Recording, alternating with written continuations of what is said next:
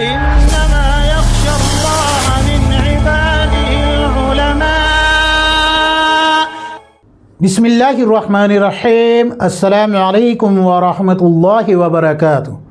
دوستو، امید ہے کہ آپ حضرات خیر و عافیت سے ہوں گے. میرے عزیز ساتھیوں، آج آپ حضرات کی خدمت میں 3 بڑی مشہور روایتیں اور ان روایتوں کی حقیقت پیش کر رہا ہوں.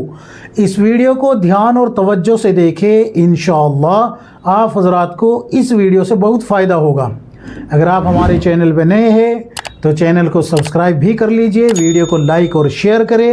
لوگوں تک صحیح بات اور دین پہنچانے میں آپ ہماری مدد فرمائے. تو کرتے ہیں آج کا ویڈیو شروع. سب سے پہلی روایت سنیں. آپ حضرات نے بیان کے ابتدا میں یہ بات سنی ہوگی یا خود بیان کی ہوگی یا بیان کرنے والوں سے سنی ہوگی کہ قریب قریب آ جاؤ، قریب قریب آ جاؤ، مل کے بیٹھ جاؤ. صحابہ اکرام رضی اللہ عنہ رسول اللہ صلی اللہ علیہ وسلم کی مجلس میں ایسے بیٹھتے تھے کہ اگر ان کے سروں کے اوپر ایک چادر ڈال دی جائے تو اس میں جھول نہیں پڑے گا، خم نہیں پڑے گا. سارے صحابی اس چادر کے اندر سما جائیں گے. اتنا مل کے، اتنا جڑ کے بیٹھتے تھے. آپ حضرات نے بیان کی ہے یا سنی ہے؟ خوب اچھے سے جو ہے نا اپنا محاسبہ کر لیجئے. کیا ہے اس روایت کی حقیقت؟ الاخلاص دار الافتاء، جو کہ حضرت مفتی تقی عثمانی صاحب کی دیکھ ریکھ میں چلتا ہے، کراچی کے اندر بہت بڑا دار الافتاء ہے. ان کی تحقیق آپ حضرات کے سامنے پیش کر رہا ہوں. انہوں نے اس روایت کے بارے میں یہ تحقیق کی ہے اور یہ جواب لکھا ہے. فتویٰ پیش کروں گا، ڈسکرپشن کھول کے دیکھ لیجئے، آپ کو پوری تفصیل مل جائے گی. ان کی تحقیق یہ ہے کہ ہمیں یہ روایت نہ ہی تو کسی صحیح روایت کی کتاب میں ملی ہے، نہ ہی کسی حسن روایت کی کتاب میں ملی ہے، نہ ہی ضعیف روایت کی کتاب میں ملی ہے. یعنی آگے بڑھ کے کہا جائے تو جو موضوع روایتوں کی کتاب ہے، من گھڑت روایتوں کی کتاب ہے، ترغیب یا ترغیب کی جو روایتوں کی کتاب ہے، ان میں بھی یہ روایت کہیں نہیں ملی. دار الافتاء الاخلاص اس بات کو کہہ رہا ہے کہ جب تک اس کی کوئی معتبر سند نہ مل جائے تب تک اس روایت کو نہ ہی تو رسول اللہ صلی اللہ علیہ وسلم کی طرف منسوب کر کے بیان کر سکتے ہیں اور نہ ہی صحابہ اکرام رضی اللہ عنہ کے عمل کے طور پہ اس کو بیان کر سکتے ہیں. یعنی اس کو کسی بھی کنڈیشن میں بیان کرنے کی اجازت نہیں ہے، نہ ہی تو صحابہ رضی اللہ عنہ کے عمل کے طور پہ اور نہ ہی رسول اللہ صلی اللہ علیہ وسلم کی حدیث کے طور پہ. کسی بھی طریقے سے اس کو بیان کرنے کی اجازت نہیں ہے جب تک کہ آپ حضرات کو اس کی کہیں معتبر سند نہ مل جائے. سند مل گئی تو پھر آپ اس کو بیان کریں. ہاں، آپ حضرات یہ کہہ سکتے ہیں کہ بھئی ہم نے اردو کی کتابوں میں دیکھی ہے. تو میرے عزیز ساتھیوں، یہ بات میں اپنے ہر ویڈیو میں بتا رہا ہوں کہ صرف کتاب میں آ جانے بھر سے معتبر نہیں ہو جائے گی، بلکہ معتبر ہونے کے لیے اس کی سند کا معتبر ہونا ضروری ہے. یہ کوئی دلیل نہیں بنے گی کہ بھئی فلاں بزرگ کی کتاب میں ہے، فلاں عالم کی کتاب میں. دلیل بنے گی سند، اور سند اگر نہیں مل رہی ہے تو پھر قابل قبول نہیں ہے. اس بات کو اچھے سے ذہن نشین کر لیجئے آپ حضرات.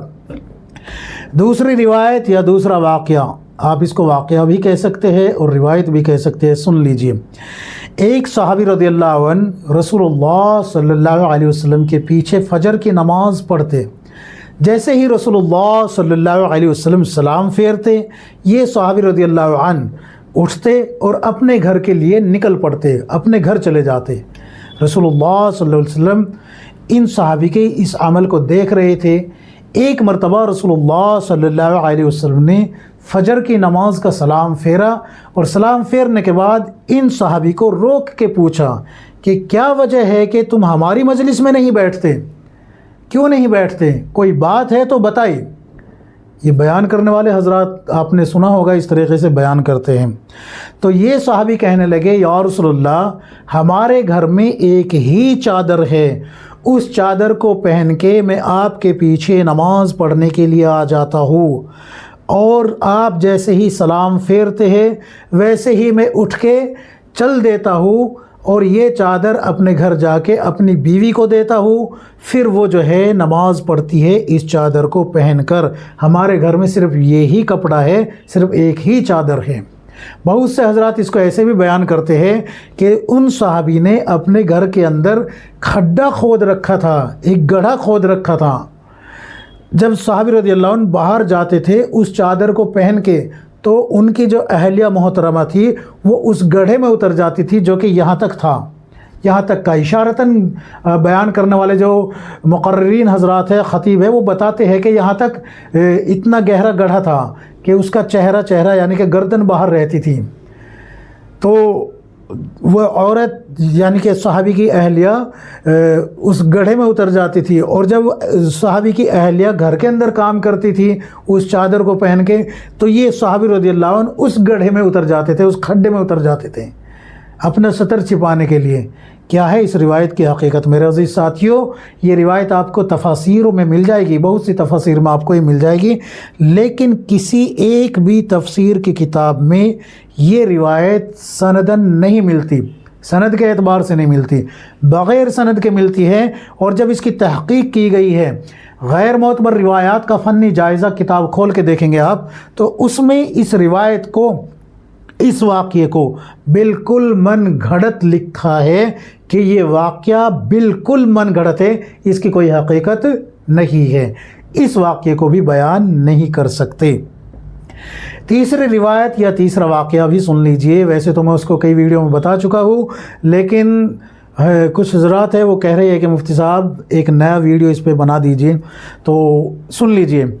ایک مرتبہ رسول اللہ صلی اللہ علیہ وسلم کی مسجد نبوی میں ایک صحابی بیٹھے ہوئے تھے، اور اس روز حضرت عبد الرحمن بن عوف رضی اللہ عنہ نے پورے مدینہ شہر کی دعوت کی تھی۔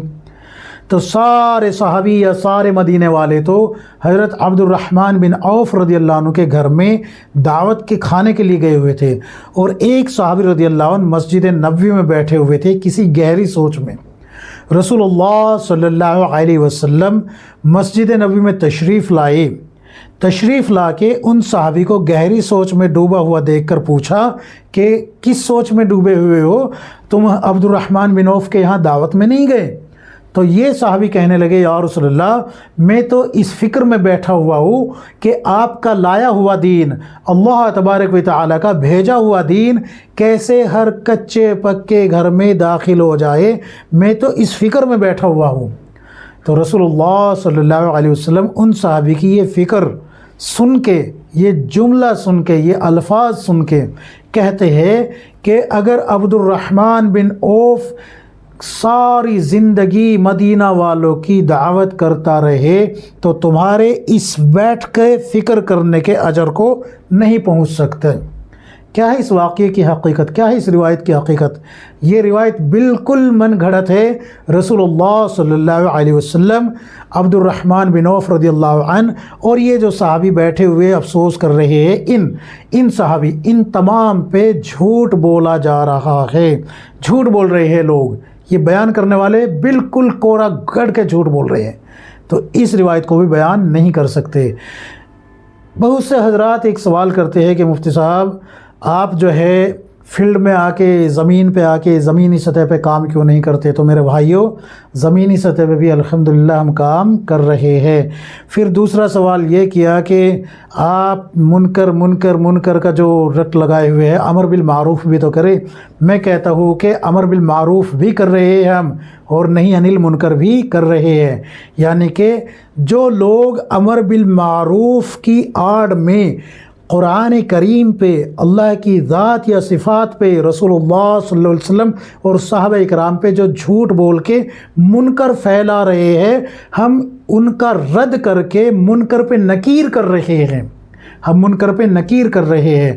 ہم اذان پڑھتے ہیں تو ہم امر بالمعروف کر رہے ہیں، نماز پڑھاتے ہیں امر بالمعروف کر رہے ہیں، خطاب کر رہے ہیں ممبر سے امر بالمعروف اور نہی عن المنکر دونوں کر رہے ہیں، اور یہاں غیر معتبر روایات کا رد کر کے جھوٹی روایات کا رد کر کے، منکر روایات کا رد کر کے، باطل روایات کا رد کر کے، شدید ضعیف اور من گھڑت روایات کا رد کر کے ہم منکر پہ نکیر بھی کر رہے ہیں، اور یہ کام ہم سوشل میڈیا پر بھی کر رہے ہیں اور زمینی سطح پر بھی کر رہے ہیں الحمدللہ۔